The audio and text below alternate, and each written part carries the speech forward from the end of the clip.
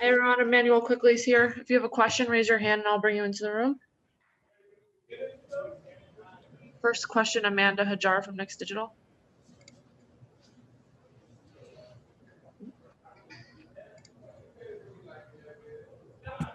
Hey, quick, can you talk about you guys bounced back pretty well the last game? Just how do you keep momentum going moving forward? Really, I think it starts with our effort, our defense. Those are the most important things for our team. What we're trying to do, we try to have that defensive mindset first coming into games and then let everything else take care of itself. The little things, defense, rebound, and energy, effort, togetherness, that gives you a chance to win every night. Mark Berman, New York Post. Hey, Immanuel, you guys still have a lot of point guard injuries. Are you looking forward to potentially your first NBA start tomorrow? If it happens, it happens. If it doesn't, it doesn't. I try to just come out, bring energy to the game. I know that's what I'm great at, encouraging my teammates, lifting up the game with energy, and just doing my part. I feel like this team together, you never go out and you feel like you're alone. You feel like you have your brothers behind you each and every night you're out on the floor, and I feel like that's what we have advantages at. Mike Borganoff. Hey, Immanuel. I noticed a few times yesterday, I think earlier this season, you'll come off a screen and you have some separation to shoot, but you also have some separation to get into the lane and try to get a guy on your back to go for that floater.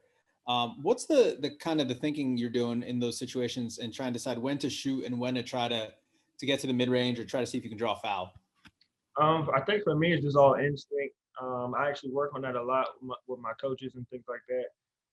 Just different reads out of pick and roll play. And if I can shoot it, I'm going to try to shoot it. If I can't, I'll try to get in the lane. If I can't do that, I'm going to find a teammate. So just taking all my options and just being able to make reads. I feel like the NBA game is a lot of pick and roll isolation, and just being able to make rim reads and things like that is huge.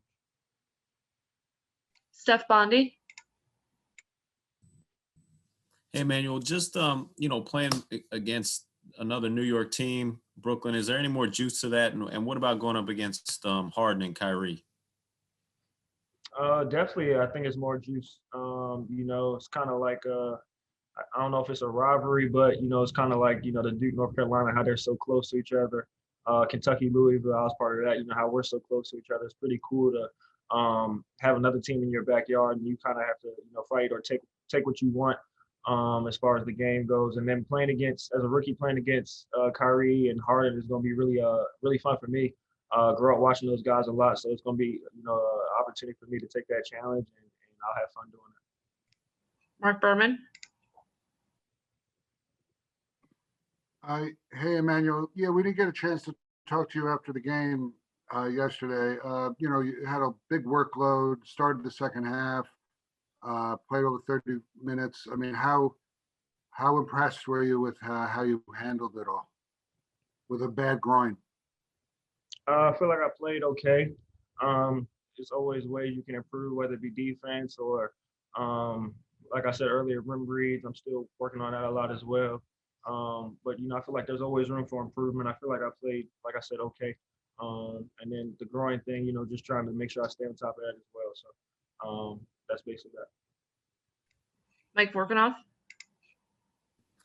Manuel, I think you've played with or against RJ for a long time, right? Because you guys are in the same high school class, if I have that right. Yes, sir.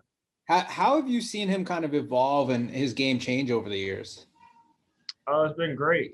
His shooting has come a long way. As you could see the other day, he was hitting threes left and right. He's always been really good at getting downhill. Defensively, he has all the intangibles to be a great defender, and I think he's already good, but can be great down the road. And he's eager to learn. He's always asking questions, trying to get better, and he has that competitive spirit to do that. So he's going to be a great player. Thank you, Immanuel. Mark Berman. Hey, Tom. Yeah, they mentioned that Derek is still out. Payton looks like he's going to be out. What are you going to do the starting position with Immanuel having started that second half? It's still not sure yet, so that'll be a game time decision. Mike Vorkunov. Tom, you mentioned that you look at net rating a lot. How much do you weigh like point differential and net rating when trying to figure out starting lineups, and how many minutes is enough? Like I'm thinking of Frank starting lineup. Go ahead, Mike. Sorry. Go ahead. No, I was just going to say, I was thinking of the Frank starting lineup you've had that's been, I think, minus 25 and 23 minutes. Yeah, and I think, and you're right. It's like how much is enough of a sample size, and that's something you always weigh. And I think, it's not an end all be all, but it does tell you something over, a period of time, whether you want to say 25 games or 30 games. So I would say a lot of things go into it. And then you're trying to maximize the groups together. And so, you look at it, you try to make the best decisions you can. And ultimately it's the winning piece of it. It's like, what gives us the best chance to win? Barbara Barker.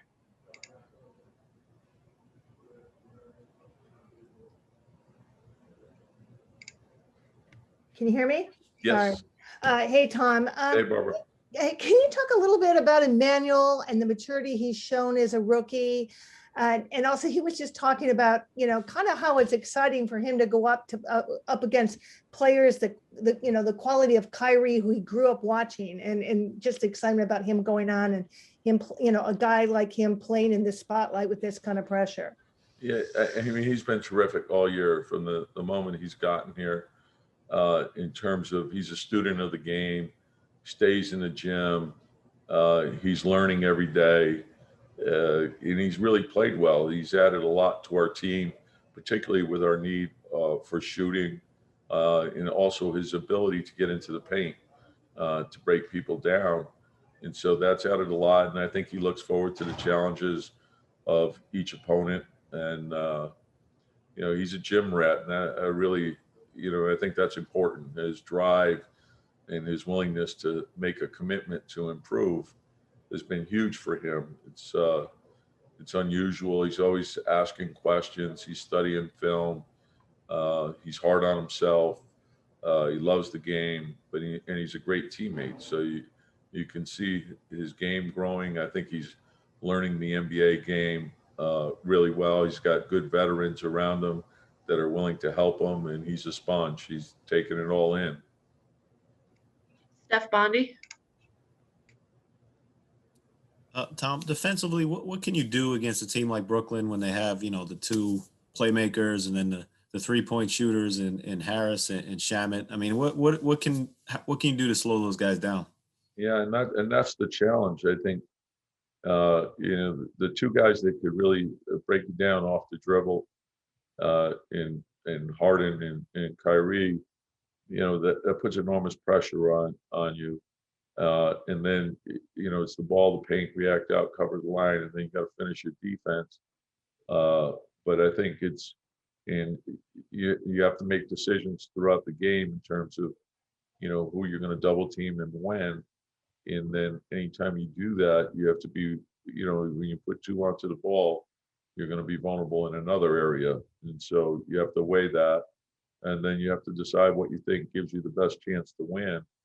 And then, of course, when you add, Durant into that picture, it's even more problematic. And of course, picking up Griffin is they have a lot of weapons. And then they have they've surrounded guys like Jeff Green, Brown, Harris. They're all tough competitors. And that's a team that's very deep and talented. And you got DeAndre Jordan and Claxton that gives them the rim protection, and the thing that's real unique about him is Kevin's size as well. It's another 7-footer. Mark Berman. Yeah, well, I was going to ask you historically, when the Nets are all healthy, how great a roster this is, all time in terms of talent. And also, how does Frank get back in the court? I mean, did you talk to him today or after the game? Just what you need more from him? Just be ready, get out there, and he's done a good job. We're confident that he'll be ready. We have time for 2 more questions. Mike Borkenoff. Hey, Tom, it seems like when Immanuel runs that screen and he has some space at the 3-point line, he's deciding whether to shoot or whether to get into the lane and try to get to that floater most of the time. What would you prefer he does in those situations, and how much have you talked to him about basically shooting there? Yeah, no, and the big thing is the game tells you what to do. So in a pick and roll, the ball handler is the first option, and then you got to read how you're being defended. And so if they're up and they're trapping you, you got to move the ball, make the right play. And we got to make sure we're giving him the outlets that he needs to get the ball out of the trap quickly. If they're in a drop, that's calls for another thing. But he's got a lot of shots in his game, and I think he's studying it. He's preparing himself well, in understanding what shots will be there for him before the game occurs. So I think his preparation and his skill set has really given him a big advantage in terms of adjusting to the league. Steph Bondi. Hey, Tom, just with Harden, I mean, he's really picked it up recently. What have you seen from him? Is he any different at all from Houston? I mean, he obviously has D'Antoni here, so it's probably similar, but is this the Harden that you remember? Is he even better than before with this new group? Yeah, and I had an opportunity to be around him with Team USA, and he's unique because of his size, his strength, power, his passing, his decision making, his shooting, and his ability to go off the dribble. So, but I think the way he's impacting a game, it's always been impressive to me. And he's so strong, and he can finish through people, and he plays all the time. He's not taking any plays off, and every night he's out there. Thank you, Coach.